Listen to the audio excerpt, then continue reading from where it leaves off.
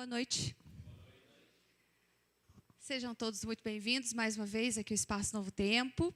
Nós temos a cada semana, nos encontrado aqui para podermos partilhar um pouquinho da Palavra de Deus. E aos domingos, então, no programa Start, nós temos aí acompanhado algumas séries. E hoje nós estamos finalizando a série Comer, Rezar e Amar. Bom, para você que veio pela primeira vez aqui, ou está assistindo pela primeira vez essa série, e para que você entenda, então, o contexto de tudo que nós falamos ao longo desses 2 domingos, então eu vou contar um pouquinho como é que foi a nossa viagem. Tá? Essa série está sendo baseada neste livro, tá? Comer, Rezar e Amar.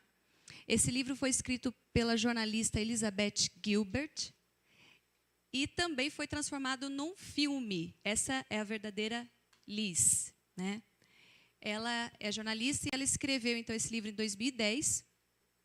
Após escrever seu livro sobre uma aventura, uma jornada que ela fez, então esse livro teve tanto sucesso, foi vendido mais de 10 milhões de cópias, e foi transformado num filme, interpretado pela Julia Roberts. E então, tanto o filme quanto o livro demonstram aí como foi essa jornada. Mas quem é Liz? Elizabeth Gilbert, jornalista, após 8 anos de casada, aparentemente no casamento frustrado, se divorcia, sofre bastante e resolve tomar uma decisão que poderia mudar a sua vida. Abandona seu emprego, tudo o que ela tinha, seus familiares, e parte para uma aventura de 3 países em 1 ano. Ela vai para a Itália, ela vai para a Índia e ela vai para a Indonésia. E ali, então, ela vai em busca de alguma coisa. Liz está sempre buscando alguma coisa. Na Itália, ela procura resgatar o prazer de comer. Deixa eu ver se eu consigo passar mais um aqui para vocês poderem acompanhar. Não está passando. Aqui. Na Itália, então, Liz resgata, ela vai em busca do prazer, o prazer de comer. E ela come tanto na Itália, porque ela saboreia as massas, os vinhos, os pães, que é o que ela mais dá detalhes no livro, que acaba engordando 11 quilos na Itália. E diz ela que ela não estava nem aí, porque agora essa experiência, essa aventura, ela estava propiciando esse prazer. E nós aqui no Espaço Novo Tempo, através da série, nós buscamos então refletir sobre essa atitude de Liz. Será que comer desenfreadamente, assim, somente pelo prazer, é realmente aquilo que Deus espera de nós? E nós trabalhamos então o domínio próprio, através desse primeiro tema do comer. Quando Liz vai para a Índia, ela tem um choque de cultura bem grande, porque aí a espiritualidade na Índia ela é muito forte, e ela então vai resgatar agora o relacionamento dela com Deus, que é o segundo tema, rezar. Na Índia, Liz aprende muitas lições que nós vimos na semana passada, e nós também trouxemos aqui na série alguns aspectos importantes que Liz aprendeu na espiritualidade. Vocês lembram qual era aqueles que estavam aqui? Ela aprendeu sobre disciplina, que o nosso Deus é um Deus de ordem, e a Índia demonstrou isso de forma muito clara, através das tarefas que ela desempenhava no templo. Ela aprendeu sobre o amor ao próximo, ela aprendeu sobre a verdadeira meditação, e isso eu vou reforçar aqui, porque ela cita no livro que até então ela não tinha entendido a diferença de falar com Deus e ouvir a Deus. E ela, então, através dessa experiência na Índia, ela entende que a oração é o ato de você falar com Deus tudo aquilo que você está sentindo. E a meditação é o ato de você ouvir o que Deus tem para te falar. E nós trabalhamos, então, no domingo passado, um pouquinho de como é a verdadeira meditação segundo a Bíblia. Deixando a cultura da Índia de lado, né? Nós trouxemos aqui alguns textos bíblicos onde nós entendemos que nós precisamos meditar na palavra de Deus, porque é ela que nos fala. É a própria palavra de Deus, a Bíblia, como ela mesma se pronuncia, que vai estar dizendo para nós como é que nós devemos seguir a nossa vida. E, então, ao meditar na palavra de Deus, eu estou escutando Deus falar comigo. Então, se eu não estudo a palavra de Deus, logo, não ouço a Deus. E nós estudamos um pouquinho disso. Hoje, nós vamos para a Indonésia. Bom, especificamente em Bali, né? Bom, só vamos retomar aqui uma coisa, então. O comer, nós, então, trabalhamos aqui em busca do domínio próprio. O rezar, nós estudamos e aprendemos aqui em busca de um sentido, que foi através do lado espiritual da meditação, do verdadeiro ouvir a voz de Deus.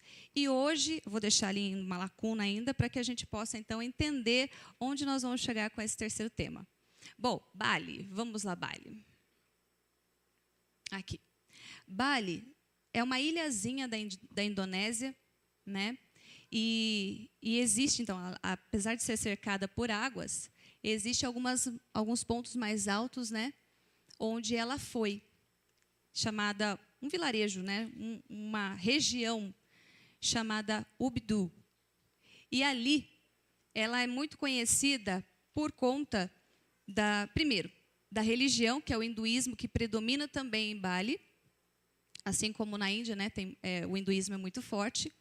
Segundo, por conta também da parte de agricultura ali. Eu não sei se dá para vocês, acho que não dá porque está muito longe, mas essa foto aqui, ela demonstra um pouquinho da agricultura, da plantação de arroz, que é muito forte ali. E aqueles que assistirem o filme, ou já assistiram o filme, vão ver a Julia Roberts passeando de bicicleta, né, por entre essa plantação de arroz. Então, isso é muito forte nessa ilha.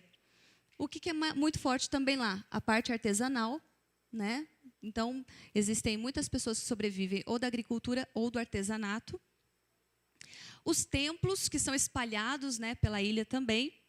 E uma outra característica bem forte de Bali, que são os vilarejos. Se você observar, aqui é um vilarejo só.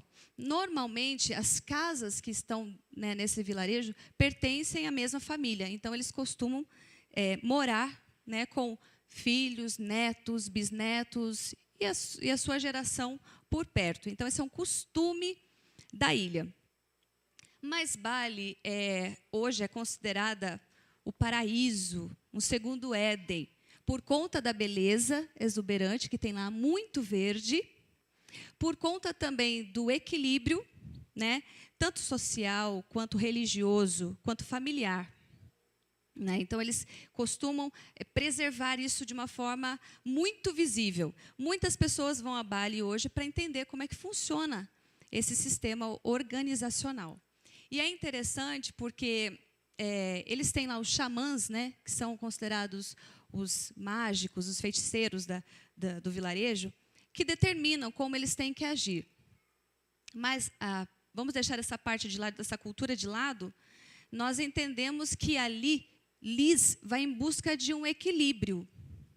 Liz vai em busca de uma felicidade agora plena, completa e em todas as áreas da sua vida.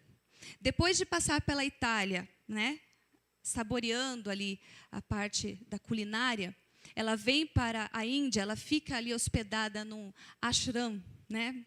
Eu acho que é assim que se pronuncia, que é uma espécie de acampamento, de um retiro, onde você aprende sobre a espiritualidade da Índia e você tem o seu autoconhecimento, né? Então, você vai ali em busca de alguma coisa e é preenchido ali nesse lugar. Muitas pessoas deixam sua vida totalmente de lado e vão para esse lugar.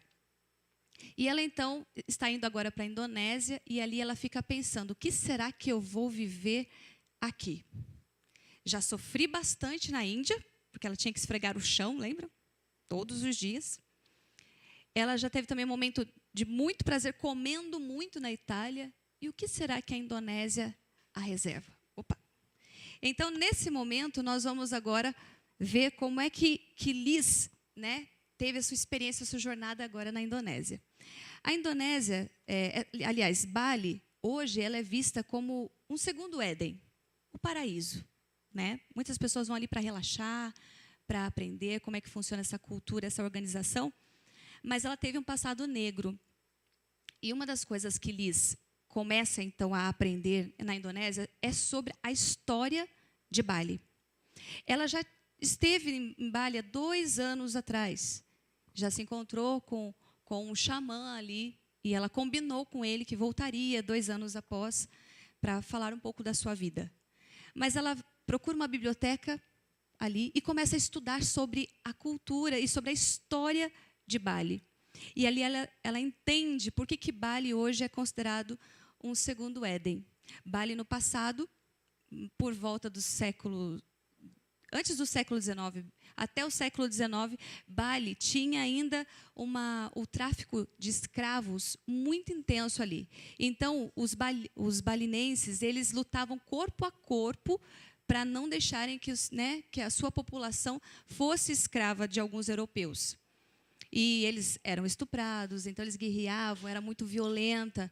E depois que eles conseguiram, então, sair dessa guerra, eles tomaram algumas decisões como civilização, de que eles, então, a partir de então, eles se protegeriam e teriam, então, um exemplo de família, exemplo de sociedade e exemplo de religião para o mundo, para que nunca mais passassem por isso.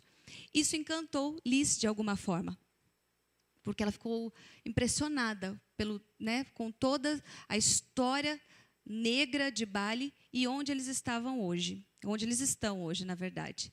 Uma outra coisa que ela começou a observar era realmente em relação a tudo que a cercava. Ela conta no livro que algumas vezes, quando ela estava lendo à noite, ela começava a ouvir os grilos, ela começava a prestar atenção nas cigarras. Quando amanhecia, ela prestava atenção nos galos, coisa que ela nunca tinha feito até então. E é bem interessante porque eu vou até ler para vocês um pedacinho de como ela descreve esse momento dessa experiência que ela teve, observando então a beleza de Bali. Quem tem o livro, né, ou quem estiver interessado em comprar o livro, está lá no capítulo 79. Só um minutinho. Olha só como é que ela diz. O universo de sons por aqui também é espetacular. Ao entardecer, há uma orquestra de grilos, para a qual os sapos fornecem a linha melódica mais grave. No meio da noite, os cães uivam por serem incompreendidos. Antes de amanhecer, galos, a um raio de muitos quilômetros, anunciam como é legal ser galo. Somos os únicos que podem cantar, ela imagina que eles dizem. Toda manhã, mais ou menos na hora em que o sol desponta, há uma competição de canto de pássaros tropicais e o campeonato sempre termina com um empate entre 10 concorrentes. Quando o sol sai, o lugar silencia e as borboletas começam a trabalhar. A casa inteira é coberta de vinhas. Sinto que qualquer dia ela irá desaparecer por completo em meio à folhagem. E eu própria me transformarei em uma flor silvestre. Quando eu li esse trecho, eu fiquei imaginando o quanto Liz estava feliz ali. O quanto ela teve realmente um contato tão próximo com a natureza que ela pôde se desprender de tudo o que ela tinha vivido até então, da cidade grande, dos negócios, da correria, do estresse, de tudo, das aflições que ela tinha vivido. E agora ela tem um momento de paz, um momento de tranquilidade. Bom, a partir de então, Liz começa a resgatar sua autoestima, que até então ela tinha perdido por causa da separação e por causa dessa busca que ela tinha começado a fazer. Mas ela começa a ver agora sentido pela sua própria vida. Uma outra coisa que se destaca nesse livro são as personagens Aiwan e a Tuti, sua filha. Essas duas aí, ela é uma curandeira. No momento do livro, ela cai, ela é atropelada, machuca o joelho e vai para esse hospital, né, que eles chamam assim lá. E ela faz um curativo no joelho e ela começa a contar a história dela, então, para essa mulher. Ela é mãe da Tuti e mora sozinha. Não é muito comum em Bali mães solteiras, já que eles preservam tanto a família. Então, a Liz, ela teve uma curiosidade. Ela perguntou por que ela estava sozinha. E Aywan começou a contar para ela que ela sofria muito com o marido. Ela apanhava do marido, né? E o marido, então, sofre um acidente, acaba morrendo e ela fica, então, só com a filha. E ela trabalha como curandeira ou como médica, né, da vila para poder se sustentar. Liz, então, sente-se confortável em contar a sua história. Mas quando ela conta a sua história, essa mulher tem um choque. Por quê? Ela não escolheu a vida que ela tinha, mas é como se, né, Deus tivesse tirado o marido dela. Agora, Liz escolheu se separar. Então, esse contato com essa mulher fez com que Liz começasse a pensar no que ela tinha feito. Que até então ela não tinha pensado. Até então, estava tudo certo. Suas decisões eram as melhores. Mas ela, então, achou estranho e começava a conversar com Liz todos os dias, porque elas se tornaram grandes amigas. E ela, então, mostrou para Liz que ela deveria encarar a vida dela de uma outra forma e não abandonar a família. Liz ficou tão comovida com essa história. Essas duas aí são as verdadeiras, né, personagens. E ela ficou tão comovida com a história dessa família que ela resolveu, então, fazer uma vaquinha. Ela contatou os seus amigos, em Nova York, fez ali uma vaquinha e ela pôde comprar, então, algumas terras ali em Bali para sobreviver, para não ter que depender somente, né, de algumas atividades de curandeira que ela tinha ali. E, então, esse é um ponto forte do livro, onde ela realmente exerce agora o amor ao próximo. E, por fim, né, que é a grande trama que todos esperam, né, da comédia romântica do filme, Liz, então, encontra o seu par. Ela resolve, então, se dar ao direito, né, de recomeçar. E ela, então, conhece um brasileiro que trabalha com algumas joias e ela resolve, então, tentar mais uma vez. Esse é o verdadeiro Felipe, né? Ali em cima está a Julia Roberts, mas embaixo a Liz verdadeira com o seu esposo. Mas o que eu quero trazer para nós?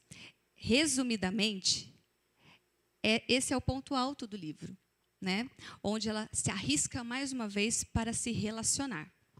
Agora, eu trouxe aqui alguns aspectos para que nós possamos pensar também diante disso que eu falei para vocês, diante um pouquinho da experiência que Liz viveu.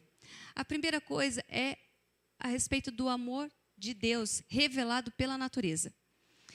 Nós aprendemos que Deus se revela de várias formas, certo? Deus se revela através da natureza, Deus se revela através da sua palavra, Deus se revela através de Jesus Cristo e também através da história, né? Mas através da natureza. Existem vários textos bíblicos que nos pedem, que nos mostram como é bom nós observarmos o amor de Deus pela natureza. E como é claro o seu cuidado através da natureza. Então, eu trouxe aqui 2 textos onde nós podemos observar.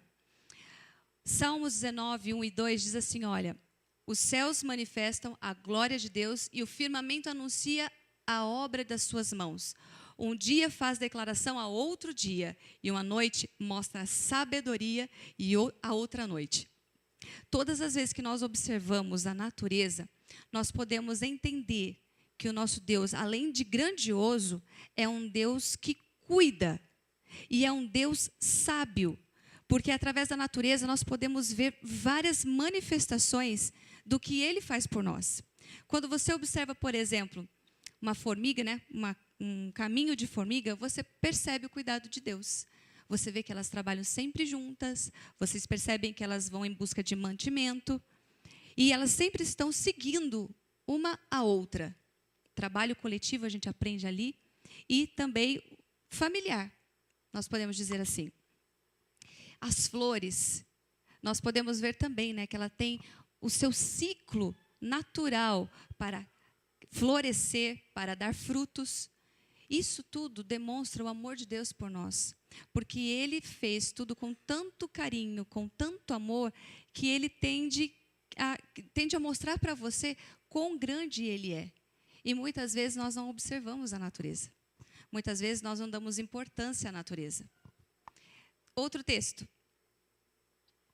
Romanos 1, 19 e 20, diz assim: Pois o que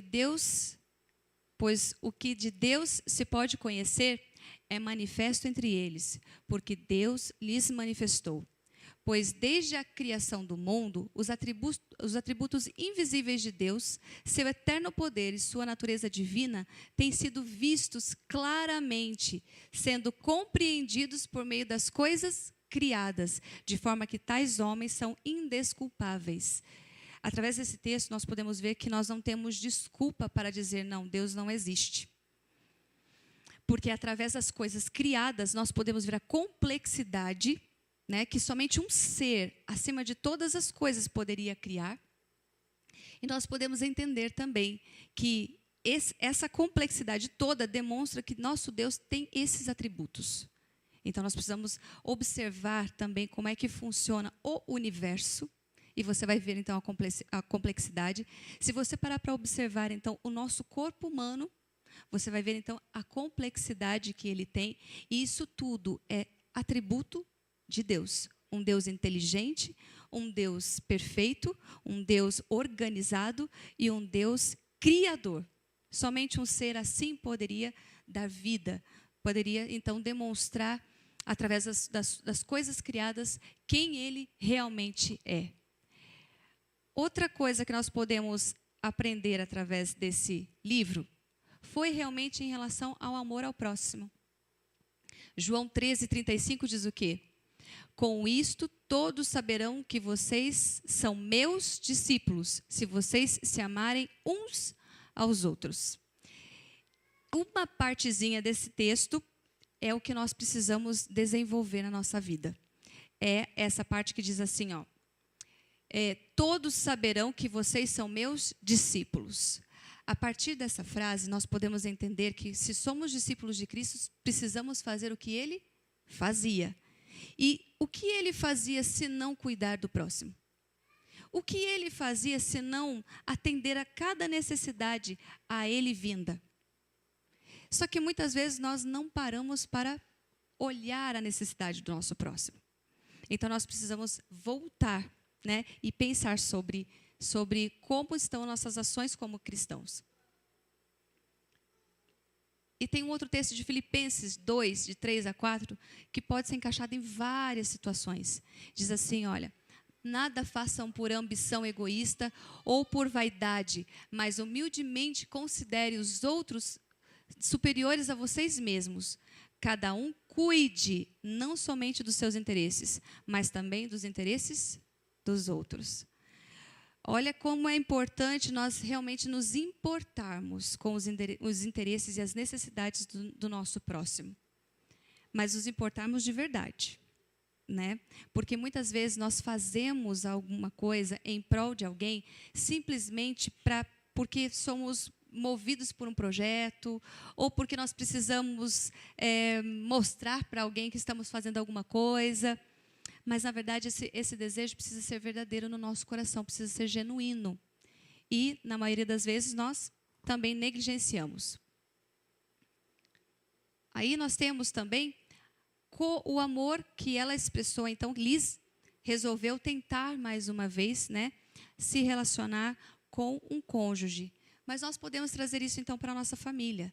Como é que nós podemos, então, resolver o nosso relacionamento dentro de casa, com os filhos e com o nosso cônjuge? E aí tem alguns textos também. Efésios 6, 1 a 3 diz assim, filhos, obedeçam a seus pais no Senhor, pois isso é justo. Honra teu pai e tua mãe. Este é o primeiro mandamento com promessa, para que tudo te corra bem e tenhas longa vida sobre a terra. Duas palavrinhas aí. Honrar e promessa. Todas as vezes que nós honramos, que nós entendemos que os nossos pais merecem o nosso respeito, nós então temos uma promessa garantida de vida longa enquanto estivermos nessa terra. E nós temos também vários textos falando aí para casais, mas coloquei aqui, eu acho que uns 2 ou 3, que diz assim, vou sair um pouco dos textos que a gente mais usa, para nós podermos pensar um pouquinho. Diz assim, ó, quem encontra uma esposa, encontra algo excelente, recebeu uma bênção do Senhor. Viu, amor? Amém? Amém, amém, né? Mas nós precisamos entender o que é uma boa esposa, né? E às vezes nós entendemos que uma boa esposa é somente aquela que limpa a casa, é aquela que faz toda a comida, né? Mas não é. A boa esposa é aquela que às vezes sabe compreender seu esposo quando ele está num dia tenso. Sabe quando seu marido se irrita à toa? Sabe quando seu marido, né, esquece de repente de falar alguma coisa para você que deveria, né, num dia cheio? Às vezes você precisa compreender que ele é um ser diferente, foi criado diferente. Então, nós precisamos entender que nós vamos ter que respeitar essa individualidade, né? E até os momentos em que ele precisa estar sozinho. Uma boa esposa é aquela que medita também na palavra para saber qual é a palavra certa a dizer para ele, que por mais que receba uma palavra áspera, sabe retribuir de uma forma amável, entendendo que naquele momento não é um bom momento para conversar, né? Enfim, uma boa esposa é aquela que vai, por muitas vezes, ir além daquilo que ela está acostumada a fazer e acompanhar também o orçamento de casa e saber que, às vezes, você precisa colaborar, não gastando tanto, né? Enfim, uma boa esposa, ela precisa ser parceira. Não foi à toa que Deus tirou, então, né, a costelinha de Adão, do ladinho de Adão, para que a mulher fosse formada, para que ficasse do lado, sendo parceira, compreensiva. Mas e os maridos? Não é? Da mesma forma, os maridos devem amar cada um a sua mulher como a seu próprio corpo. Quem ama a sua mulher, ama a si mesmo. Além do mais, ninguém jamais odiou seu próprio corpo. Antes, o alimenta e dele cuida, como também Cristo faz com a igreja. Eu grifei aí também 2 partezinhas desse texto, porque o bom esposo, ele também deve amar, né? Mas o amor para o homem é impressionante. Eu não sei se na casa de vocês, mulheres casadas, né, acontece isso, sabe? Eu acho que não. Acho que é só na minha, tá? Mas, às vezes, o homem pensa que amar é simplesmente trazer o alimento para casa, deixar tudo em ordem, né? Consertar as coisas, e aí isso significa eu te amo. Estou brincando, na minha casa não acontece só isso não, tá? Meu marido vai além disso. Ele é um homem virtuoso, né, amor? Ele é um homem virtuoso. Mas o bom marido, ele também alimenta esse amor. Não somente nas palavras, aquelas palavras que a gente gosta de ouvir, sabe? Como você está bonita hoje, mudou o cabelo, né? Fez as unhas, comprou uma roupa nova, dentro do orçamento, né? Permitido pelo marido. Enfim, essas palavras nós gostamos de ouvir, mas o alimentar que a palavra de Deus traz é de uma forma diferente também. É um olhar, é o carinho, é realmente o momento em que ele te ouve, porque nós, às vezes, tagarelamos tanto quando eu chego em casa, né? Que eles têm que nos ouvir. E eles têm essa paciência de nos ouvir. Isso é estar alimentando o amor do casal, né? Além disso, é realmente compreender o que a esposa está querendo, desejando, e ele, então, se planejar para que aquilo seja real. Fazer a sua parte, se esforçar em, de repente, em promover aquilo que ela espera dele enquanto esposo. E cada casal é diferente do outro. Existem, sim, algumas coisas que são parecidas e são comuns a todos nós, mas existem algumas coisas específicas que tanto a mulher do casal quanto o homem do casal desejam. Seja uma viagem em família, seja realmente comprar alguma coisa juntos, seja realmente passar tempo juntos, coisas simples. Mas o marido, então, ele ajuda o amor a crescer, alimentando esse amor constantemente, cuidando desse amor. E o que é mais interessante nesse verso é que ele diz o quê? Que o homem cuida da mulher como se fosse o próprio corpo, né? E vaidade é uma coisa que homem e mulher têm, não é verdade? Homem também cuida do cabelo, homem cuida dos músculos, não é? Para ficar bonitinho, cuida da sua saúde, passa um perfumezinho, né? Gosta de estar sempre bem arrumado. Todos, quase todos, né? Mas deveria. Então, nós temos que entender que, assim como você cuida de si, você deve lembrar e cuidar do outro, né? Deus é muito sábio. Nós temos que ouvir o que a palavra dele diz. Mais um texto de 1 Coríntios 11. No Senhor, todavia, a mulher não é independente do homem e nem o homem independente da mulher. Esse texto eu gostei bastante, porque na maioria das vezes nós achamos que podemos ser mais do que o outro, né? Até nas discussões, muitas vezes a gente acredita que a gente está no direito de discutir porque a gente se julga melhor do que o outro, né? Ou acha que pode viver sem o outro. Aparentemente, nós podemos nesse mundo de pecado, mas essa não é a verdadeira vontade de Deus. Deus quer que nós tenhamos a paciência, a compreensão e a sabedoria de viver a dois. E esse é um desafio diário, porque, como eu disse, nós temos e somos criados diferentes, mas nós precisamos a cada dia nos submeter ao outro, porque nós dependemos do outro. Se nós pensarmos assim, nós vamos fazer com que o nosso relacionamento em casa esteja melhor. Bom, eu falei aqui de alguns aspectos, mas, na verdade, eu queria perguntar para você uma coisa, porque tem uma partezinha do livro aqui que fala muito disso. Durante os 2 domingos passados, eu trouxe aqui, hoje eu não trouxe, eu acabei esquecendo, mas eu trouxe aqui algumas reportagens científicas mostrando qual é a parte do nosso cérebro que é afetada nesses 3 temas. Aliás, nos 2 temas passados. Então, no comer, eu trouxe aqui uma imagem do cérebro que é afetada quando você come e come muito, né? Que é a mesma parte que é afetada quando você vai fazer a sua oração. Só que de forma diferente. Elas são afetadas, mas de formas diferentes. Quando você come muito, o seu lobo frontal é ativado, né? E a sua parte também do seu sistema límbico também é ativado, ela corresponde às suas emoções e ao seu sistema nervoso. Então, quando você come muito, né, desenfreadamente, o que acontece? Você tem problemas no julgamento das suas emoções, ou no controle das suas emoções, no domínio próprio das suas emoções, e também no controle das suas escolhas, que é a parte do lobo frontal responsável por isso. O seu lobo frontal, ele corresponde a essa parte importante de você tomar grandes decisões.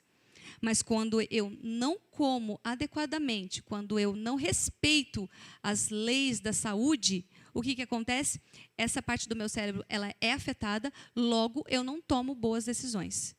Logo, eu me irrito com mais facilidade, eu fico mais agressivo. Isso tanto para crianças quanto para adultos. Nós vimos isso no primeiro tema. No segundo tema, nós vimos que ao você meditar na palavra de Deus, ao você orar, ao você abrir o seu coração e se entregar de verdade, essas 2 partes do cérebro também são ativadas. Só que agora de uma outra maneira. Porque ela mexe diretamente com o seu sistema límbico, né, que é a parte das suas emoções, onde você tem uma entrega real, genuína, e no seu lobo frontal também. Porque ali você consegue ter agora discernimento e sabedoria para tomar essas decisões. E no relacionamento? Será que essas partes do cérebro também não são ativadas? Também. Quando nós amamos, quando nós nos relacionamos bem com o nosso próximo, com o nosso cônjuge, no nosso trabalho, de forma geral, essas 2 áreas do nosso cérebro também estão extremamente saudáveis. E isso faz com que as nossas ações para com o próximo, em todos os relacionamentos, fluam de maneira saudável. Olha como Deus é perfeito. Deus é tão perfeito que Ele faz com que você e eu tenhamos a sabedoria para cuidar do nosso cérebro, do nosso corpo, para que nós vivamos bem. Agora deixa eu fazer um exercício com vocês. Nós falamos aqui um pouquinho de amor ao próximo, certo? Você tem um amigo aqui, certo? Olhe para o lado. Conhece alguém aí? No seu banco, ou banco da frente, ou banco de trás. Eu quero que você fale uma coisa, uma característica no outro que você admira. Mesmo sem conhecer intimamente, uma característica no outro que você admira. Não pode ser o cônjuge, tá bom? Não pode ser o cônjuge. Tem que ser um amigo, uma amiga. Mas olhe para ele e pensa, bom, olha, eu já te vi fazendo isso, acho que você faz bem isso, acho que você, sabe, demonstra isso às pessoas, mas fale isso para alguém que você ainda não falou. Não pode ser o seu cônjuge nem seu filho.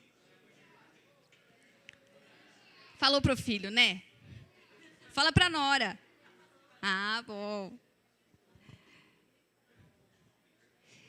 Daqui da frente, olha só que interessante.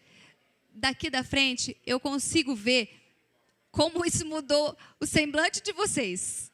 Porque todo mundo gosta de receber elogio. Todo mundo gosta de ser reconhecido, não é? Mas nós fazemos isso muito pouco. Muito pouco.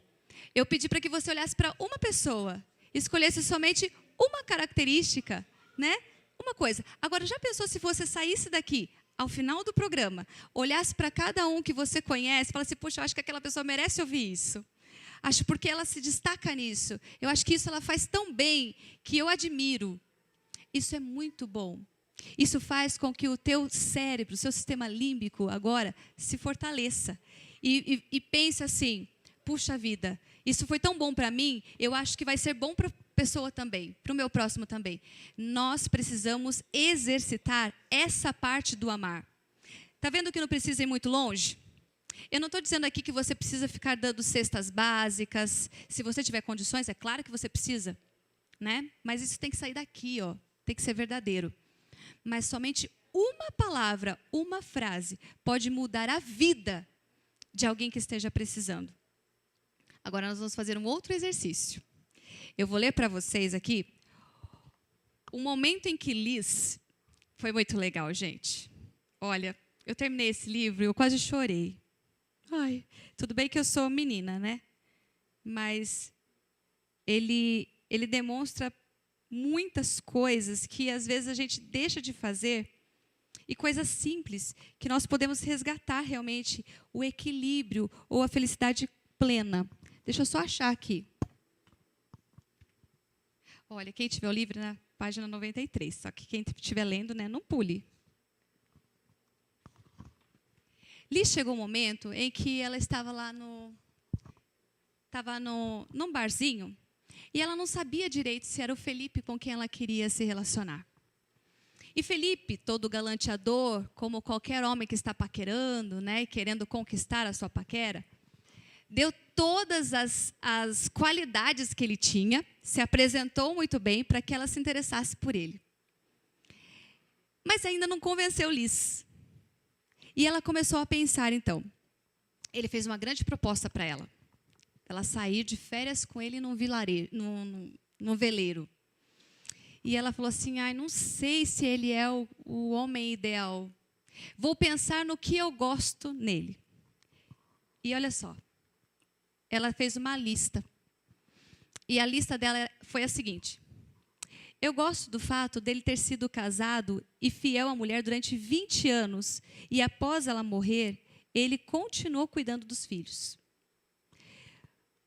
Gosto de suas demonstrações exageradas de afeto à moda brasileira.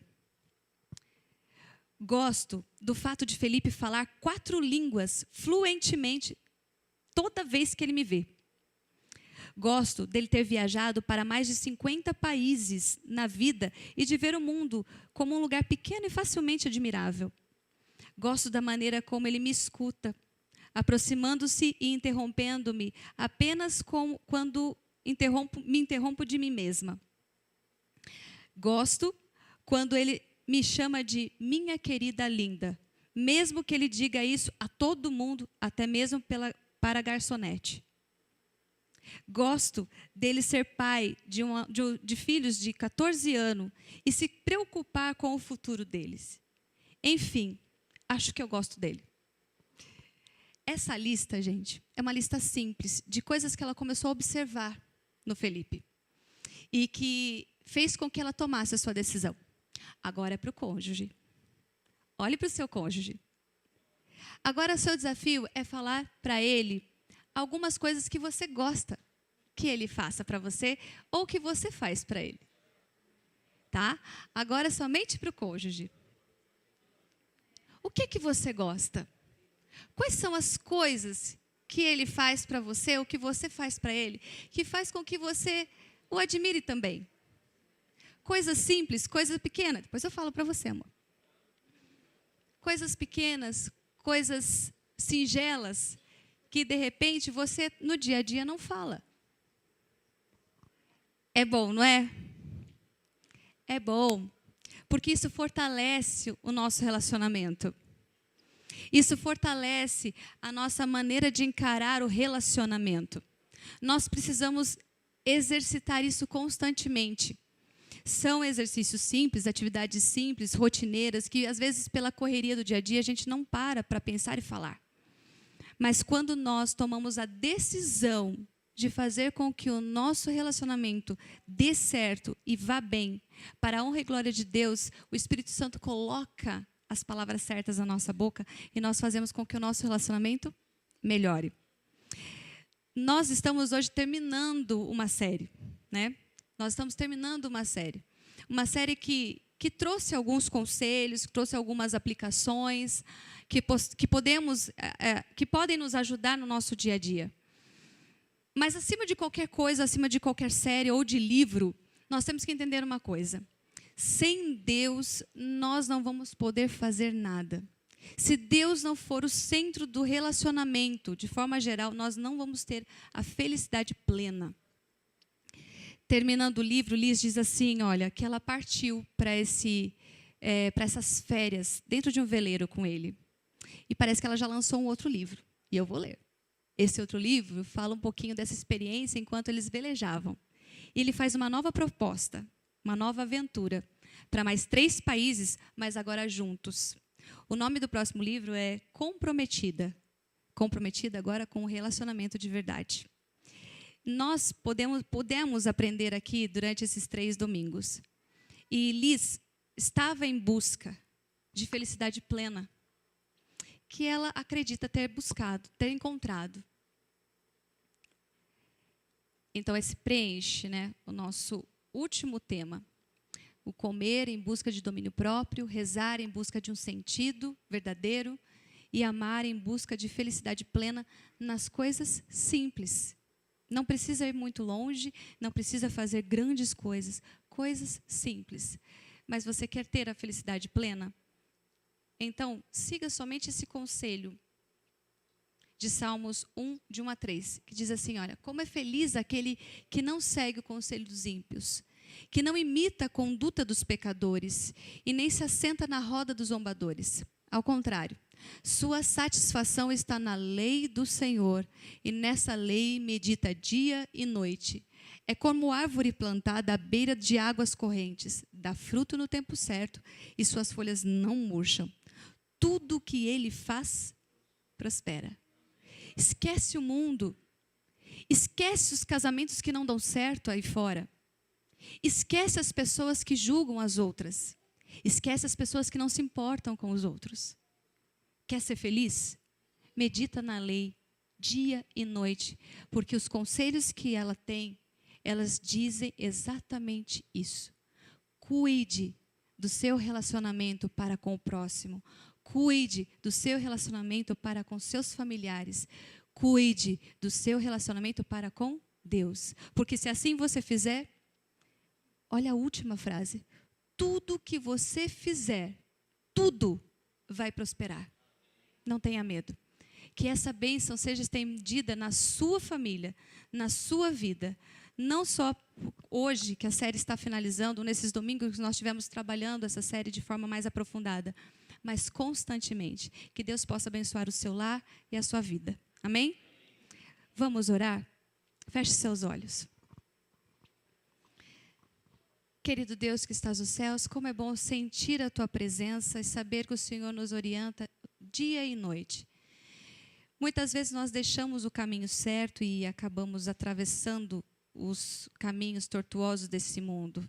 Mas o Teu Santo Espírito não descansa e vem nos buscar todos os dias. Muito obrigado porque o Senhor é o Deus da segunda chance.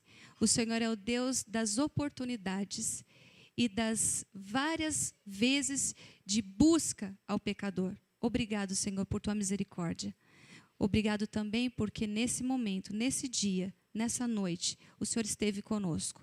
Obrigado porque aqui nós temos várias famílias sendo representadas, não somente com seus cônjuges, mas temos filhos, temos mães, temos pais, temos crianças, e que o Senhor possa abençoar de forma especial a cada um deles. Que possamos, Senhor, buscar a Tua palavra para solucionar toda essa busca que nós temos dentro de nós. E que assim como o Senhor prometeu, tudo na nossa vida possa prosperar se buscarmos o Senhor em primeiro lugar. Dá-nos uma boa noite de descanso. Perdoa os nossos pecados e nos ajuda a ser cada vez melhores. Em nome de Jesus. Amém. Liz disse que para dizer sim a Felipe, ela deu um abraço demorado para que ele entendesse que aquele abraço era um sim. Então eu quero que você abrace, tá? Os seus amigos, os seus irmãos, antes de sair daqui, um abraço demorado, de boa semana, dizendo que você se importa com quem está do seu lado. Tenham todos uma boa noite.